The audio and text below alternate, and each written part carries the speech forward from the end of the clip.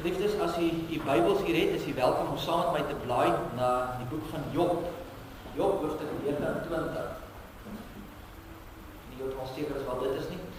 Psalms is in die middel van jou Bybel, as jy net een boek terug gaan, as jy die Job se boek, so dis die maklikste jy hom gaan kry, slaan die Bybel in die middel oop en een boek terug. Dan as jy by Job, dan soek die Job 29, daar gaan ons saam lees die eerste 17 verse.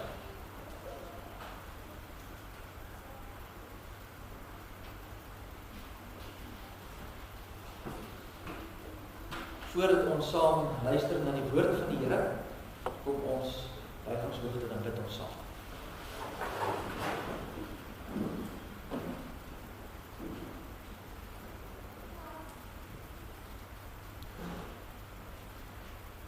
Here, onse Here, hoe lieflik is U naam oor die ganse aarde. Hoe wonderlik is dit vir ons om vanmôre hier by mekaar te kom, om te kan sing, om te kan bid, om U lof, prysing te bring. Here, want ons besef dit is net genade. Ons wat sondaar mense is, keer konstant ons rug op. Ons is voortdurend besig met ons eie gedagtes en ons eie planne. En tog, deur die Gees trek U ons nader. U maak bemoeienis met ons. U bring ons hier by mekaar. U lei ons waar ons gaan. En daarom dat ons, as ons hier is vanmôre, dan besef ons ook, dis nie deur onsself of uit onsself nie, maar ook dit is net genade. Dat U in die liefde ons nader trek. En daarom dank ons U vir elkeen wat ook hier is vanmôre.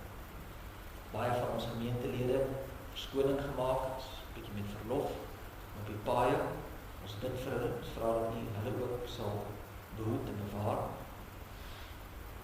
Daar is van ons lidmate wat siek is, ongesteld is en daarom hier kan wees, en ons bid besonder ook vir hulle. Ons bid vir Tannie Anne Barkhuizen wat in die week moet gaan vir 'n operasie, ons dra haar in op, vir haar die ook daar met haar sal wees, en met die dokters wat oor haar is. Ons het gehoor vanmôre van Paul Dickinson en Charlotte se man wat ook siek is. Dit en vra dat U ook daar wetenskap sal gee. Here, daar is baie waarvan ons nie weet nie.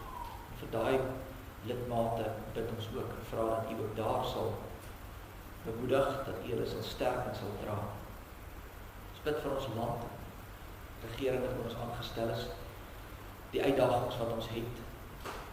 Ons beleef moeilike tye ook in hierdie boeregemeenskap waar ons is, met hoë brandstofpryse, weens die omstandighede in die wêreld.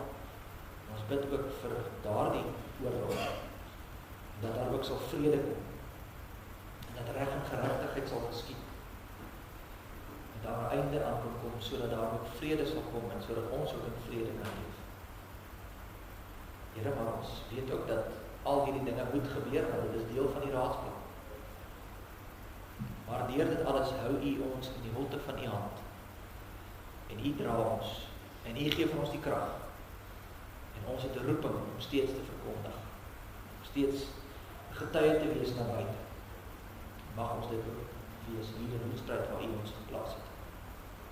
Wanneer ons dan nou stil word rondom U woord, is ons gebed dat U ook dit vir ons sal oopbreek, dat dit vir ons verstaanbaar sal wees, en sodat ons dit ook sal gaan uitleef na buite. Spreek dan nou, Here, want U diensknegt en U diensmaagd luister. Dit bid ons in die naam van ons Here Jesus Christus aanbid. Amen.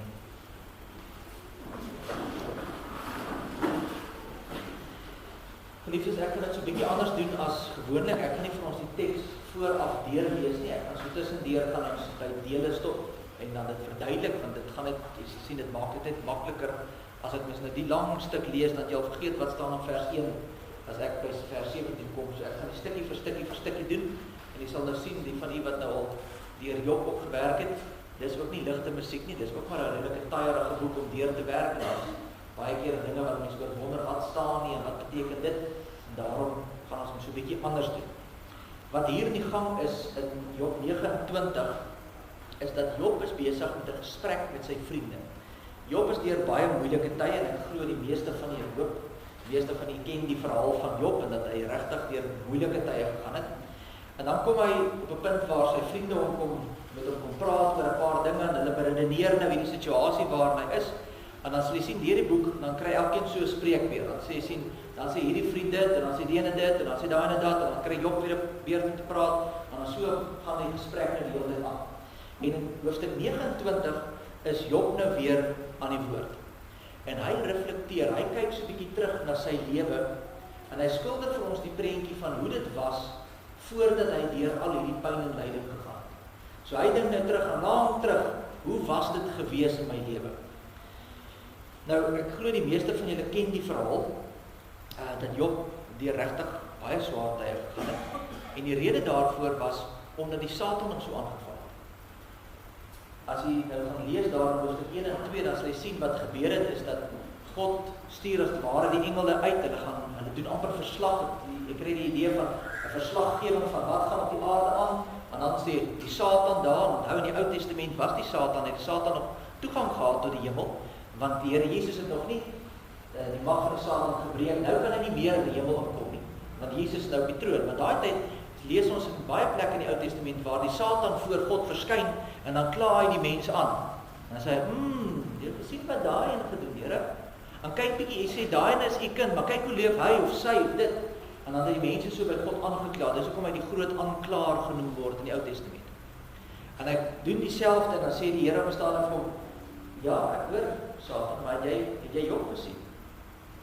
Jy gesien, dis 'n goeie regverdige man, Job. Sê Satan, ja, Here, dis maklik. Dis maklik om goed te wees as dit maklik gaan. Dis maklik om 'n goeie mens te wees as jy oorvloed het en die Here seën jou met baie geld en baie vee en baie als, dan is dit baie maklik om goed te wees. Geef my toestemming dat ek hom kan tuister en kan pynig. Dat ons kyk of hy regtig so goed is.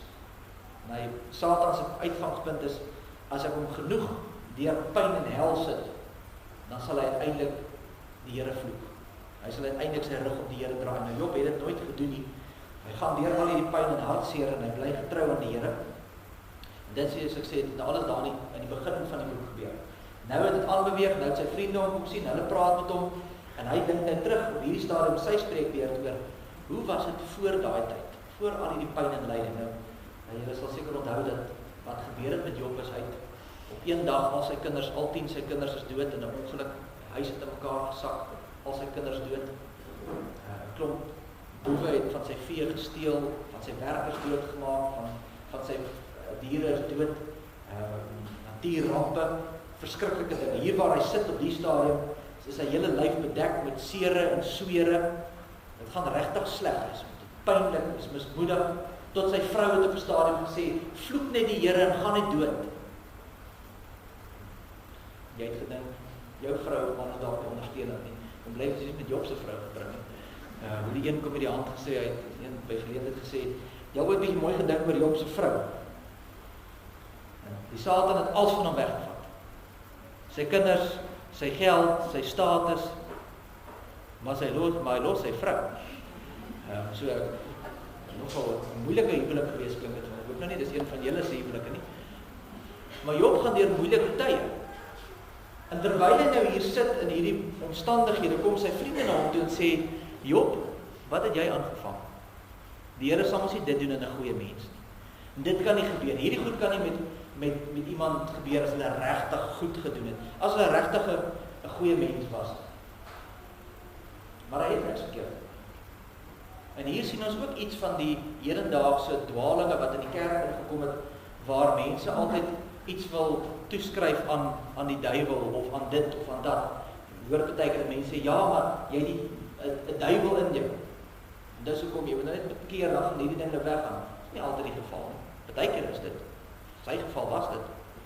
Maar baie keer doen jy dom dinge.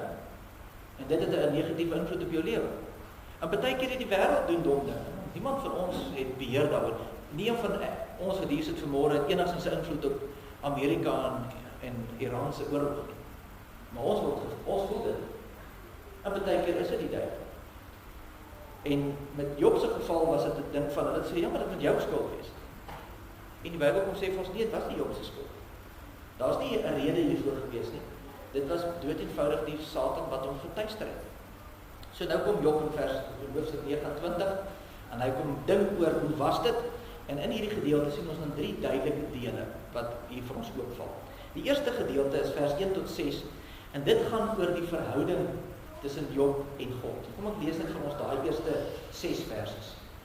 En Job het verder sy spreek aangehef en gesê: "Ag, was ek maar soos in die vorige maande, soos in die dae toe God my bewaar het. Toe sy lamp bo op my hoof geskyn het, ek by sy lig die duisternis deurwandel. Soos ek was in my herfsdae, toe die verborgenheid van God oor my tent was, toe die Almagtige nog by my was, my kinders rondom my, toe my voetstappe gewas is in dik melk en die rots by my strome van olie uitgegiet het." Nou, Job maak maar wat ons almal maak. Hy sit in 'n situasie en hy dink terug aan die goeie ou dae, soos ons dit ook ons met baie keer noem. As ons deur moeilike tye gaan, dan dink ons aan die goeie dae, soos wat dit was. En dan mis jy 'n paar goed. Want jy kry jouself ook nog maar 'n bietjie jammer in is. En dan dink jy by jouself, soos wat hy ook sê, God, ek mis die dae toe God my nog bewaar het. Toe God daar by my was. Nou uit die boek van Job uit weet ons, as ons nou verder lees, gaan jy agterkom, Job was nog nooit sonder God nie. God was nog altyd daar. Hy het nog altyd die Satan beheer. Die Satan het nog nooit gemaak wat hy wil nie. Dit was altyd, God het nog altyd saam met hom met die pad gestap. Dit was moeilik, maar God was daar. En dieselfde met ons. Ons dink ook baie keer, maar dit voel nou nie vir my of die Here nie hier is nie, en dan is ek mismoedig. Want ek verlang na die dae, toe het gevoel het of ek so naby aan die Here was. En nou voel ek nou nie meer so naby aan die Here. En dan dink ons die Here is weg. Die Here is nie. Jy is maar net besig om deur dinge te gaan. En jy sal sien, soos wat met Job gebeur het, uiteindelik het hy aan die ander kant sterker uitgekom. Daar het weer groei geestelik gekom. Dit is waarmee die Here op jou besig is. Maar nou vertel hy van hoe dit in die verlede was. Hy sê, God se lamp het op my hoof geskyn. Ek het in die duisternis nie nodig gehad te wandel nie, want God se lig het hier om my geskyn. Nou voel dit vir my, dit is net duisternis. Vers 4 tot 6 praat hy van, toe ek in my herfsdae was. Nou, dit is nou 'n uitdrukking om te sê, toe ek in die vleur van my lewe was. Toe ek nog dinge kon doen, toe ek nog kon vat en raakvat, toe ek hierdie vriendskap van God beleef het, toe die Almagtige by my was, toe my kinders rondom my was. Hy sê, toe my voetstappe gewas is in dik melk. Nou, van die Bybelvertalings sê, toe my voetstappe in botter gewas was. En dit is die beeld, vetterige oorvloed, daar's baie, gaan goed, my voetstappe is in dik melk van botter gewas. En die rots het vir my oliestrome uitgegiet. Aan die ander woorde, dit het gevloei, dit het maklik gegaan. Ons sal vandag, daar's 'n paar kerkraadslede wat ook die uitdrukking gebruik, en sê, dit loop so stroop. Dit is wat hier in die gang is, dit gaan goed. Toe dit goed gegaan. En wanneer Job dan terugdink oor die dinge, dan sê hy, joh, wat het ek nie al gedoen nie? Wie was ek en wat het ek gedoen? En dan kom dit die hele terug sê, maar dit gaan oor my verhouding met God. Hy koppel dit direk aan die kameraadskap met die Here. Dis wat my staande was. Dis omdat ek in hierdie verhouding met die Here was. Job het nie uit sy eie geregtigheid gewandel nie. En daarom kan ons sê, ons moet almal soos Job wees, want Job was nie uit homself goed gewees nie. Die hele punt wat hy hier probeer maak is, ek het in die geregtigheid geloop, maar dis omdat ek die pad saam met die Here gestap het. Dis omdat ek in hierdie verhouding met die Here was. En jy sien dit in die teks, hy sê, God het my bewaar. Dis God se lamp. Dis sy lig. Dis sy vriendskap. Hy is die Almagtige. Jy hoor die hele tyd dit word aan God toegeskryf. Dis hoekom hy kon staan, dis hoekom hy was wie hy was, omdat hy in hierdie verhouding met die Here was. En hy erken dat alles wat hy ook gehad het, alles wat hy verloor het, eintlik om sy kinders, dit was alles maar net uit die hand van die Here. En ons kom ook maar van tyd tot tyd op daai punt wat met ons ook gebeur. Ons maak ons plannetjies, ons droom ons drome. Dis hoe ons huwelik gaan wees eendag. Dis hoe ons finansies gaan lyk. Dis hoe my aftrede gaan wees. Ek gaan op 50 aftree. En of ooit iemand op 50 aftree. Almal, as jy 20 is, dink almal op 45, 50 aftree. En jy werk dit op 85. En maar jy het hierdie beeld van hoe dit gaan wees, hoe ons gaan wees. En En dan gebeur dinge nie soos wat jy wil hê. Omstandighede draai, gesondheid verander, geleenthede verdwyn, planne val plat. En dan moet jy weer by die punt kom en sê, maar weet jy wat? Is nog nooit in my hande nie. Altyd net in die hande van die Here. En dis presies wat Job ook nou hier sê. Hy erken dit, hy het natuurlik op die harde manier geleef. Hy het alles gehad en nou het hy alles verloor. En dan sê hy uiteindelik in die boek sê hy, God het gegee, God het geneem. Maar God was nog altyd die een. Dit is waarom ek moes vashou. Dis wat my anders gemaak het. Dis my verhouding met die Here. Dis al wat ek het. Dis die eerste deel. Dan kom die tweede deel van die teks. Nou skuif die prentjie so 'n bietjie. Dit gaan nie nou weer oor sy verhouding met die Here self nie, maar ook met sy verhouding met sy medemens. Nou skuif hy na die een kant. So my verhouding met die Here het 'n impak op my gehad, maar dit het eintlik ook 'n impak gehad op my verhoudings rondom my en hoe mense met my te doen gekry het en hoe hulle my gesien het. Dis vers 7 tot 11. Lees dit vir ons. Toe ek uitgegaan het na die poort, op na die stad toe, op die markplein my sitplek reggemaak het die seuns weggekruip as hulle my sien. Die grysaards het hulle opgerig en bly staan. Vorste het hulle woorde ingehou en die hand op hulle mond gelê. Die stem van edeles is teruggehou en hulle tong het gekleef aan hulle verhemelte. Want het 'n oor net gehoor, dan prys dit my gelukkig. En het 'n oog net gesien, dan gee dit vir my getuienis. So Job sê, dit nog met my goed gegaan het. As ek markplein toe gaan, as ek daarin beweeg het, dan het die jong manne weggestaan, hulle het weggekruip, op een kant gaan staan. Die bedoeling was, daar was respek. En ons ken daarvan iets in die Afrikaner kultuur ook.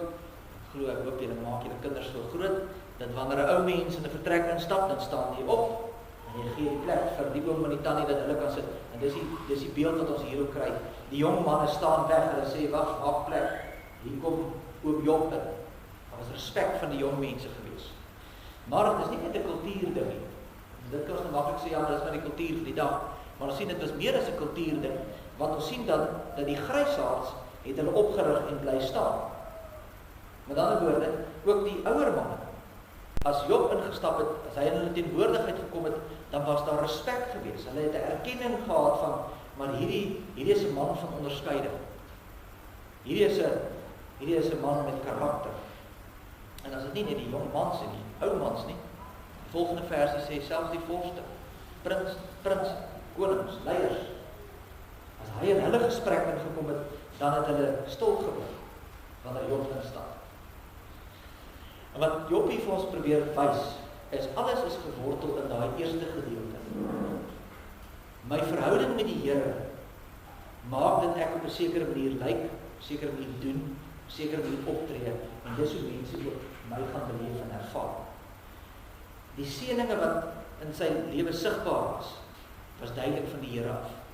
Sy verhouding met die Here was van so aard dat mense kon sien, hierdie man is van die Here. Hy gaan verder, hy sê die stem van die edeles is teruggehou, hulle tong kleef in hulle verhemelte vas. Want het 'n oor net gehoor, dan prys dit my gelukkig. En daai woordjie gelukkig, dalk nie die beste vertaling in ons vertaling nie, dit sê eintlik geseën.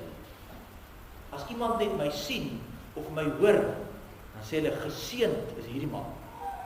En dit is belangrik om dit raak te lees, want wanneer hy in die gesprek ingeloop het of in die vertrek ingekom het, dan het hulle nie net gesê, joh, hierdie man is intimiderend, of hierdie man is indrukwekkend of met magtig nie. Hy het gesê, hy is geseënd. Kom ons trek ons 'n bietjie na ons toe. As mense nou in jou lewe is, hulle sien jou, hulle sien jou manier van praat, 'n manier van doen, 'n manier van optree, wat sien hulle? Sien hulle net nog 'n ordentlike mens? Sien hulle iemand wat maar probeer om reg te doen, of sien hulle regtig iets van God? Want dis wat die verskil gemaak het tussen Job en ander mense. Hulle het God in hom gesien. Dis hoekom hy respek gehad. Dis hoekom hy so anders was, want hy het God uitgestraal. Want daar is maklik om kerk toe te kom, en is reg te praat en mooi te doen. Ek ken baie mense wat glad nie goed het. Familielede, eintlik maar ateïste. Maar hulle gaan nooit oor die spoedgrens nie. Hulle vloek nie. Hulle is ordentlik. Hulle doen alles mooi. Maar hulle wys niks van God na buite nie. Hulle is maar net goeie ordentlike mense. Job se lewe was so dat hulle nie gesê het, hy kyk, dis 'n goeie mens nie. Hulle sê, kyk, dis 'n geseënde mens. Daar's 'n verskil. Hy straal iets van God na die wêreld uit. En dit bring ons dan by die laaste gedeelte en sê, maar wat het hy dan gedoen? In vers 12 tot 17 sê, dis hoe hy opgetree het. Dis wat gemaak het dat mense gesê het, joh, hierdie is nie net 'n gewone man nie, hierdie is 'n geseënde man. Kom ons lees daar, vers 12 sê, want ek het die ellendige gered, wat om hulp geroep het, en die wees, en hom wat geen helper het nie, die seun van hom wat klaar was om onder te gaan, het op my gekom, en die hart van die weduwee het ek laat jubel. Die geregtigheid was my kleed, en ek sy kleed, my reg was soos 'n mantel en 'n tulband. Oë was ek vir die blinde, voete vir die lamme was ek. 'n Vader was ek vir die behoeftiges, en die regsaak van hom wat ek nie geken het nie, het ek ondersoek. En ek het die tande van die kwaaddoener stikkend gebreek, en die buit uit sy gebit geslinger. So Job was hier die regverdige man, maar hy maak dit nou baie duidelik. Gaan nie oor hy wat so goed was nie, maar omdat hy in 'n verhouding gestaan het, was dit goed vir hom, en dit was goed vir die mense rondom, hulle het dit gesien, en dit het uitgevloei uiteindelik in werke en dade. Sê hy nou hierso, soos so vinnig dan deur daai gedeelte gaan in vers 12 sê hy, mense, het gaan hier oor mense wat nie vir hulle self kon opkom nie. Mense wat roep om hulp, mense wat in 'n situasie beland het, en hulle kan nie hulle self help nie. Dan sê hy, dit het net verbygestaan nie. Want is dit nie maar wat baie keer wat ons maar doen.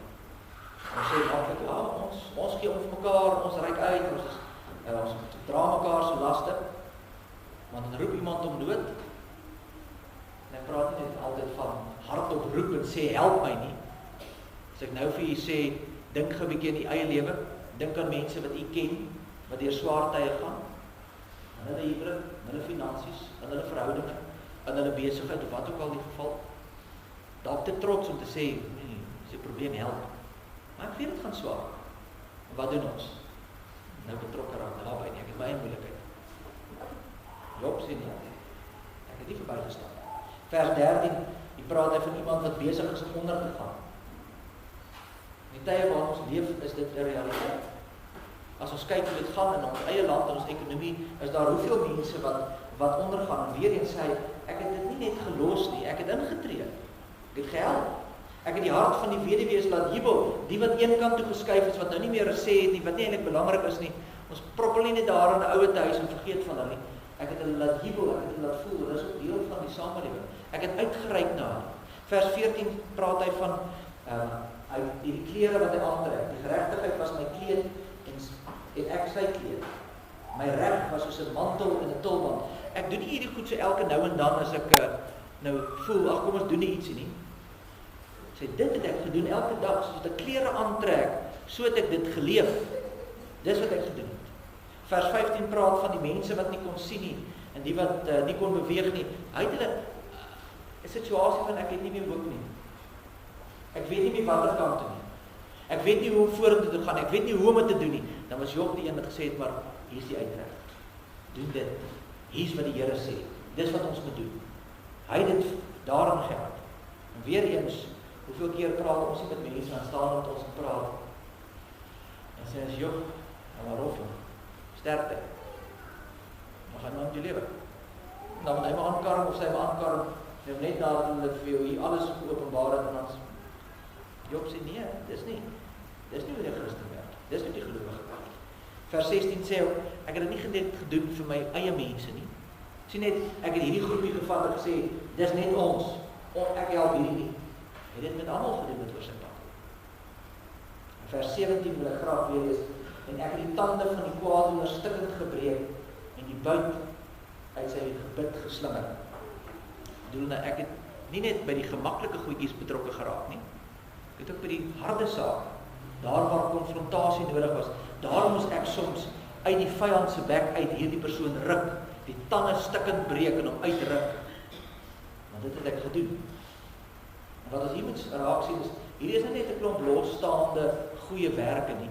Hierdie is die vrug wat vloei uit iemand wat 'n verhouding met die Here het. Dis hoe die gelowige lyk. Dis hoe jou lewe lyk. En dis hoekom mense hom respekteer het. Dis hoekom hulle stil gestaan het as hy inkom. Dis hoekom hulle geluister het, want hulle het iets gesien. Nie van 'n mens nie, maar van God wat deur iemand werk. Christus in ons lewe. En die vraag natuurlik altyd vir ons is, hoe kry ek dit reg? Wat kan ek nou doen? Nee, dis die goeie nuus van die evangelie. Die Here het dit vir ons reeds kom doen. Ons moet in hierdie verhouding staan, dis die antwoord. As jy wil 'n verskil maak, as jy wil Christen wees, as jy wil uitleef na buite, dan moet jy in 'n verhouding wees, maar ons kan nie in hierdie verhouding inkom nie, want dit moes hierdie skeer gekom, want die mens het hulle rug op God gedraai. Ons ook, want ons doen voortdurend die sonde. En wat doen die Here? Hy kom bring ons weer by God uit. En as jy nou weer na die teks kyk, dan sien jy baie mooi dat hierdie teks wys eintlik vir ons na Christus, want as jy nou na vers 12 tot 17 kyk en jy gedink daaroor, dan sien jy dis niks anders as 'n verwysing na ons Here Jesus.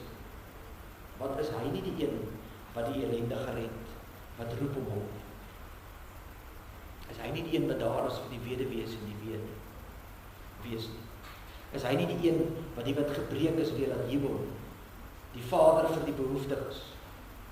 Die een wat die tande van die Satan stikkend gebreek het en ons uit die bek van die Satan uitgeruk.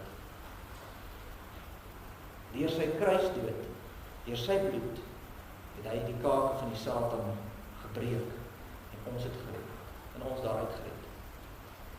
Dis hoekom ons nou behoort te leef, elkeen, soos Job. Behoort te doen. Die Job se lewe was nie net mooi woorde nie. Dit is ook 'n sigbare lewe, werklikheid. Dit is nie net teorie nie, dit is hand en voete. Dis nie net ons sit hier Sondag en sê, ja, maar dankie, klim in die kar, dan gaan ons nie. Dit moet ook versprei, dit moet geleef word. Maar dit begin nie by ek wat so goed is nie. En kyk wat doen ek nie. Dit begin met 'n verhouding by die Here. Dit begin by die voete van die Here. Die Here Jesus Christus het daai vir ons oopgebreek, hy het daai paadjie vir ons oopgemaak, waar ons nooit dit sou kon doen nie. En hy vir ons kom sê, hier is die weg, kom na my toe. Leef in en deur my. Daarom is die vraag nie, doen ek nou hier en daar 'n paar goedjies, wat gee ek nou 'n paar aan vir die molenaars en nou verbykom. Dis nie waar dit gaan, dit vra leef Christus in jou. Dis die vraag wat die teks ons mee konfronteer. Leef hy werklik waar in jou? Want as hy doen, sal dit sigbaar word. In jou hart, in jou woorde, en in jou werke na buite. Nie omdat jy dit self probeer nie, maar omdat God besig is om in jou te werk. Mag die Here ons dan ook genadig wees, dat ons nou nie net weer hoorders sal wees môre. As ja, baie dankie doen nie wonderlik. Nou weet ek ook wat staan in Job 29. Maar dat jy ook bewus sal word, die druk vir die Here op ons hart druk. So van leef dit dan. Van leef dan dit wat jy glo, dit wat jy bely, sodat ander ook sal sien. Sodat ander ook kan sê, joh, ja werklik waar, jy is geseënd. Jy straal iets van die Here uit.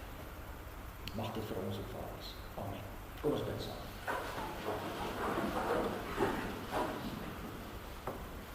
Almagtige God en Hemelvader, Here, wanneer ons onsself in die woord spieël en ons kyk na dit wat ons hier lees in ons eie lewens, dan besef ons hoe die eie ek soveel keer op die voorgrond tree in ons eie lewens. Want ons wil nie betrokke raak by ander se moeilikheid nie. Ons stel nie belang in probleme van ander nie. Ons wil nie graag ons nekke uitsteek om ander te help nie, want dit bring net probleme.